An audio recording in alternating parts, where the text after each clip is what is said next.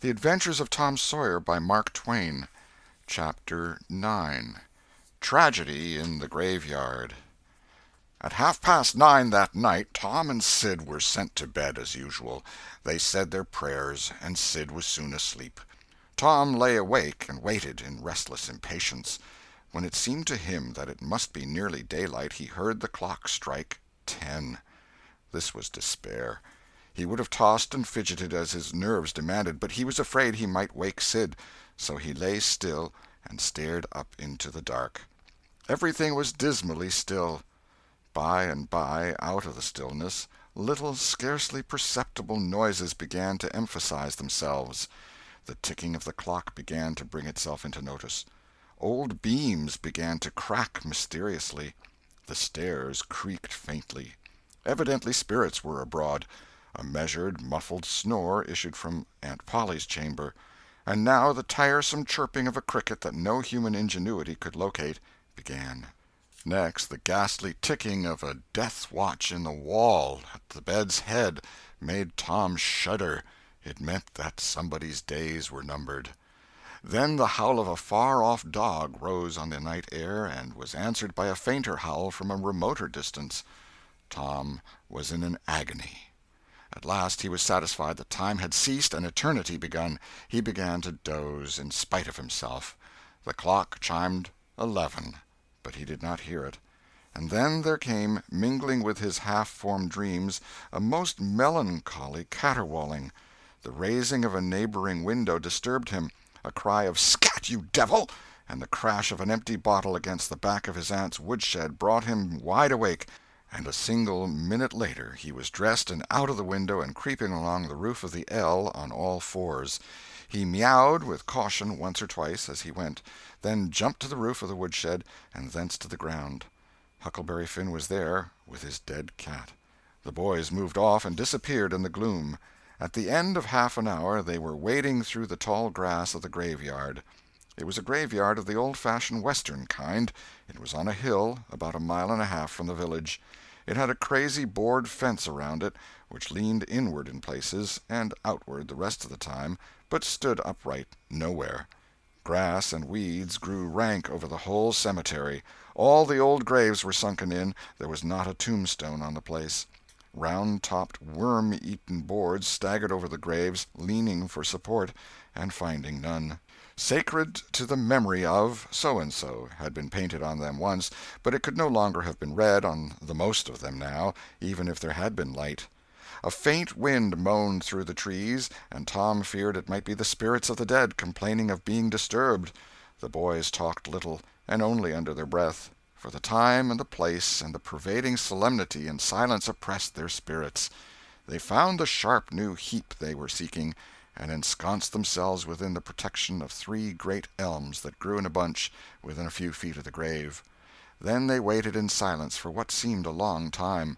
The hooting of a distant owl was all the sound that troubled the dead stillness. Tom's reflections grew oppressive. He must force some talk, so he said in a whisper, "Hucky, do you believe the dead people like it for us to be here?" Huckleberry whispered, "I wisht I knowed. It's awful solemn-like, ain't it?" "I bet it is." There was a considerable pause while the boys canvassed this matter inwardly. Then Tom whispered, "Say, Hucky, do you reckon Hoss Williams hears us talking?" "Oh, of course he does. Least his spirit does." Tom, after a pause, "I wish I'd said Mr. Williams, but I never meant any harm. Everybody called him Hoss." "Well, a body can't be too particular how they talk about these here dead people, Tom." This was a damper, and conversation died again. Presently Tom seized his comrade's arm and said, "Shh!"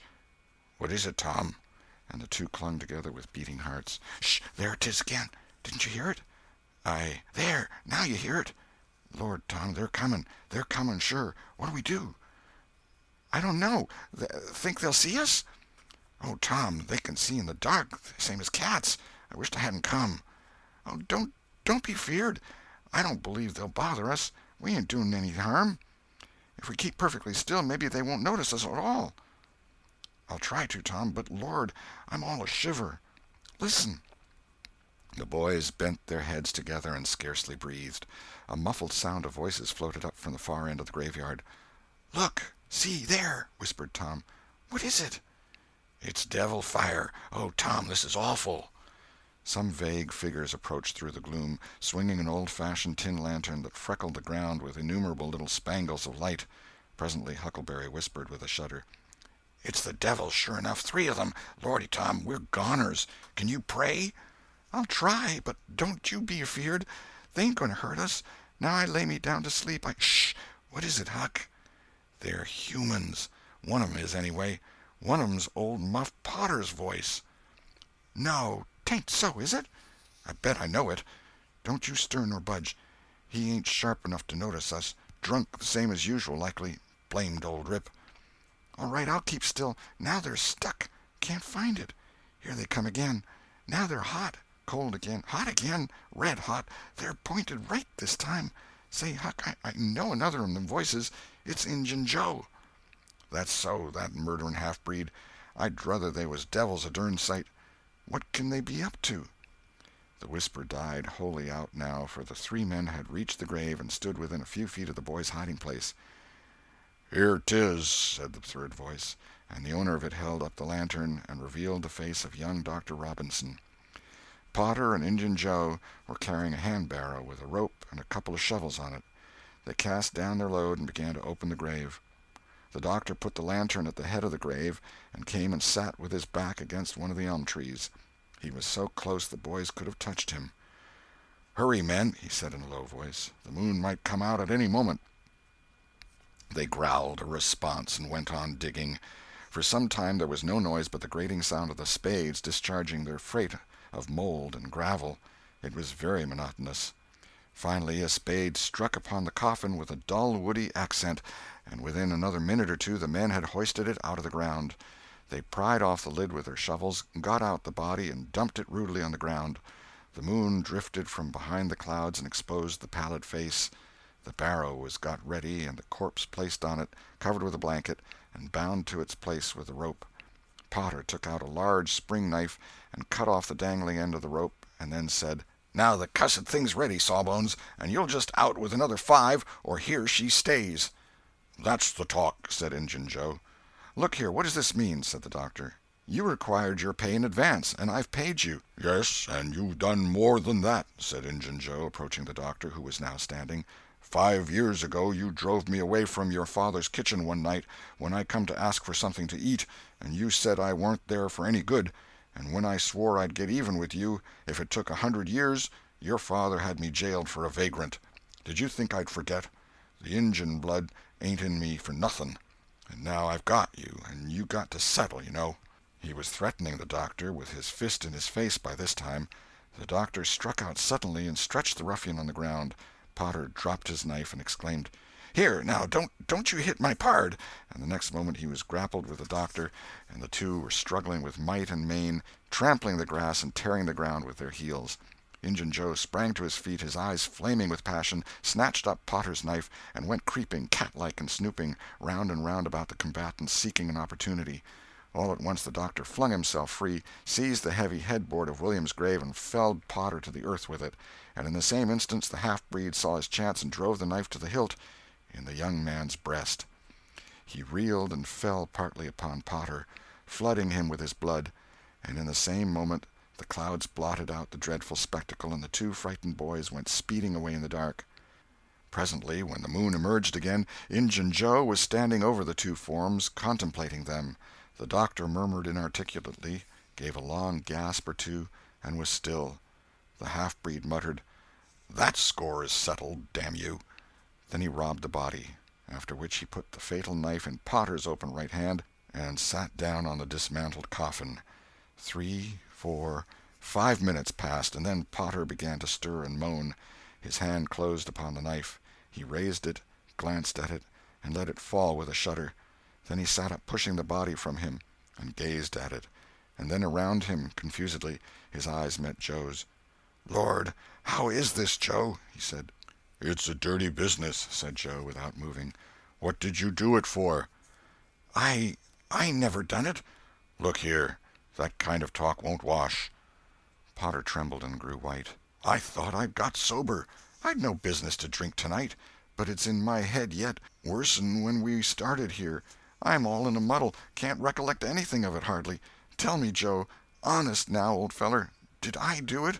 Joe, I never meant to, 'pon my soul and honor, I never meant to, Joe. Tell me how it was, Joe. Oh, it's awful, and him so young and promising." "Why, you two was scuffling, and he fetched you one with the headboard, and you fell flat, and then up you come, all reeling and staggering like, and snatched the knife and jammed it into him, just as he fetched you another awful clip, and here you've laid, as dead as a wedge till now." "Oh, I didn't know what I was doing. I wish I may die this minute if I did. It was all on account of the whiskey, and the excitement, I reckon. I never used a weepon in my life before, Joe. I've fought, but never with weepons. They'll all say that. Joe, don't tell. Say you won't tell, Joe. That's a good feller. I always liked you, Joe, and stood up for you, too. Don't you remember? You won't tell, will you, Joe?" And the poor creature dropped on his knees before the stolid murderer and clasped his appealing hands. "No, you've always been fair and square with me, Muff Potter, and I won't go back on you. There, now, that's as fair as a man can say." "Oh, Joe, you're an angel. I'll bless you for this the longest day I live." And Potter began to cry. "Come, now, that's enough of that. This ain't any time for blubbering. You be off yonder way, and I'll go this. Move now, and don't leave any tracks behind you." Potter started on a trot that quickly increased to a run. The half-breed stood looking after him. He muttered, "If he's as much stunned with the lick and fuddled with the rum as he had the look of being, he won't think of the knife till he's gone so far he'll be afraid to come back after it to such a place by himself, chicken heart." 2 or 3 minutes later, the murdered man, the blanketed corpse, the lidless coffin, and the open grave were under no inspection but the moon's. The stillness was complete again, too. End of Chapter 9. Chapter 10. Dire Prophecy of the Howling Dog. The two boys flew on and on toward the village, speechless with horror. They glanced backwards over their shoulders from time to time, apprehensively, as if they feared they might be followed. Every stump that started up in their path seemed a man and an enemy, and made them catch their breath. And as they sped by some outlying cottages that lay near the village, the barking of the aroused watch-dogs seemed to give wings to their feet. "If we can only get to the old tannery before we break down," whispered Tom in short catches between breaths. "I can't stand it much longer." Huckleberry's hard pantings were his only reply, and the boys fixed their eyes on the goal of their hopes and bent to their work to win it. They gained steadily on it, and at last, breast to breast, they burst through the open door and fell grateful and exhausted in the sheltering shadows beyond. By and by their pulses slowed down, and Tom whispered, "Huckleberry, what do you reckon'll come of this?" "If Dr. Robinson dies, I reckon hanging'll come of it." "Do you, though?" "Why, I know it, Tom." Tom thought a while, then he said, "Who'll tell? We?" "What are you talking about? Suppose something happened and Injun Joe didn't hang. Why, he'd kill us some time or other, just as dead sure as we're laying here." "That's just what I was thinking to myself, Huck." "If anybody tells, let Muff Potter do it, if he's fool enough. He's generally drunk enough." Tom said nothing, went on thinking. Presently he whispered, "Huck, Muff Potter don't know it. How can he tell?" "What's the reason he don't know it?" "Because he'd just got that whack when Injun Joe done it. Do you reckon he could see anything? Do you reckon he knowed anything?" "By hokey, that's so, Tom." "And besides, look here, maybe that whack done for him." "No, 'tain't likely, Tom. He had liquor in him, I could see that, and besides he always has. Well, when pap's full, you might take and belt him over the head with a church and you couldn't faze him. He says so his own self. So it's the same with Muff Potter, of course. But if a man was dead sober, I reckon maybe that whack might fetch him. I don't know." After another reflective silence, Tom said, "Hucky, you sure you can keep mum?" "Tom, we got to keep mum. You know that. That Injun devil wouldn't make any more of drowning us than a couple of cats, if we was to squeak about this and they didn't hang him. Now, looky here, Tom. Let's take and swear to one another. That's what we got to do. Swear to keep mum." "I'm agreed. It's the best thing. Would you just hold hands and swear that we—" "Oh, no, that wouldn't do for this. That's good enough for little rubbishy common things, especially with gals, 'cause they go back on you anyway, and blab if they get in a huff, but there oughter be writing about a big thing like this, and blood." Tom's whole being applauded this idea. It was deep and dark and awful. The hour, the circumstances, the surroundings were in keeping with it. He picked up a clean pine shingle that lay in the moonlight, took a little fragment of red keel out of his pocket, got the moon on his work, and painfully scrawled these lines, emphasizing each slow downstroke by clamping his tongue between his teeth and letting up the pressure on the upstrokes. See next page. Huckleberry was filled with admiration of Tom's facility in writing and the sublimity of his language. He at once took a pin from his lapel and was going to prick his flesh, but Tom said, "Hold on, don't do that. A pin's brass. It might have verdigrease on it." What's verdigrease? "It's pison. That's what it is. You just swaller some of it once, you'll see." So Tom unwound the thread from one of his needles, and each boy pricked the ball of his thumb and squeezed out a drop of blood.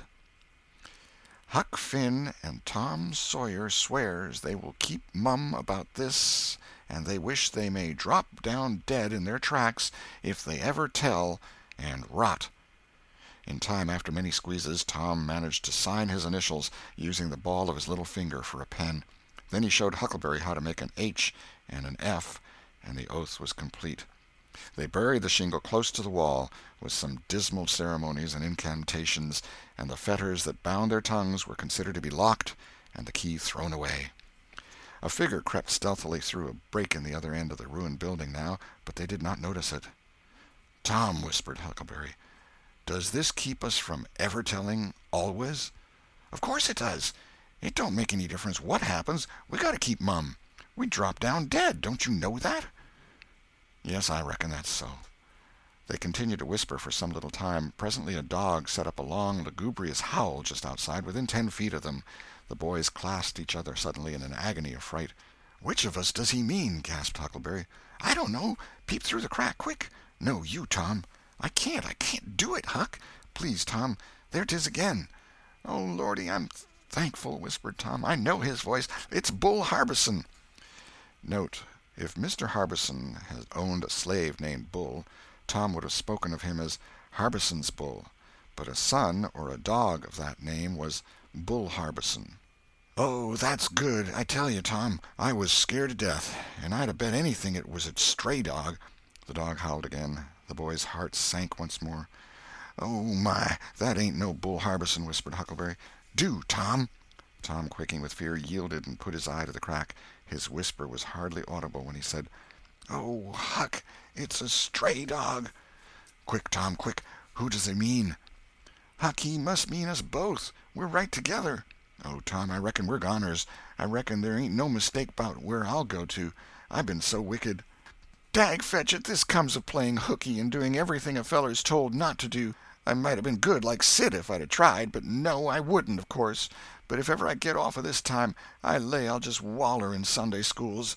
And Tom began to snuffle a little. "You bad?" And Huckleberry began to snuffle too. "Consound it, Tom Sawyer, you're just old pie, 'longside of what I am. Oh, Lordy, Lordy, Lordy, I wisht I'd only had half your chance." Tom choked off and whispered, "Look, Hucky, look! He's got his back to us." Hucky looked with joy in his heart. "Well, he has, by jingoes. Did he before?" "Yes, he did, but like a fool, I never thought. Oh, this is bully, you know. Now who can he mean?" The howling stopped, and Tom pricked up his ears. "Shh, what's that?" he whispered. "Sounds like hogs grunting. No, it's somebody snoring, Tom." "That is it. Whereabouts is it, Huck?" "I believe it's down at t'other end. Sounds so, anyway. Pap used to sleep there sometimes, 'long with the hogs, but laws bless you, he just lifts things when he snores. Besides, I reckon he ain't ever coming back to this town any more." The spirit of adventure rose in the boys' souls once more. "Hucky, do you dast to go if I lead?" "I don't like too much. Tom, suppose it's Injun Joe." Tom quailed, but presently the temptation rose up strong again, and the boys agreed to try, with the understanding that they would take to their heels if the snoring stopped. So they went tiptoeing stealthily down, the one behind the other. When they had got to within 5 steps of the snorer, Tom stepped on a stick, and it broke with a sharp snap.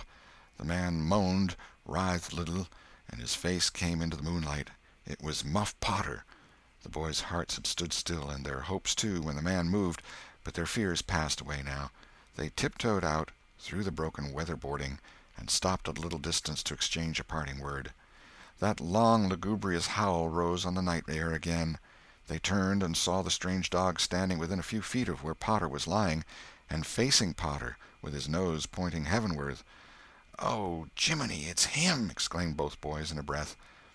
"Say, Tom, they say a stray dog come howling round Johnny Miller's house 'bout midnight as much as 2 weeks ago, and a whippoorwill come in and lit on a banisters and sung, the very same evening, and there ain't anybody dead there yet." "Well, I know that, and suppose there ain't. Didn't Gracie Miller fall in the kitchen fire and burn herself terrible the very next Saturday?" "Yes, but she ain't dead, and what's more, she's getting better, too." "All right, well, you wait and see. She's a goner just as dead sure as Muff Potter's a goner. That's what the niggers say, and they know all about these kind of things, Huck." Then they separated, cogitating. When Tom crept in at his bedroom window, the night was almost spent. He undressed with excessive caution, and fell asleep congratulating himself that nobody knew of his escapade. He was not aware that the gently snoring Sid was awake, and had been so for an hour. When Tom awoke, Sid was dressed and gone. There was a late look in the light, a late sense in the atmosphere. He was startled. Why had he not been called?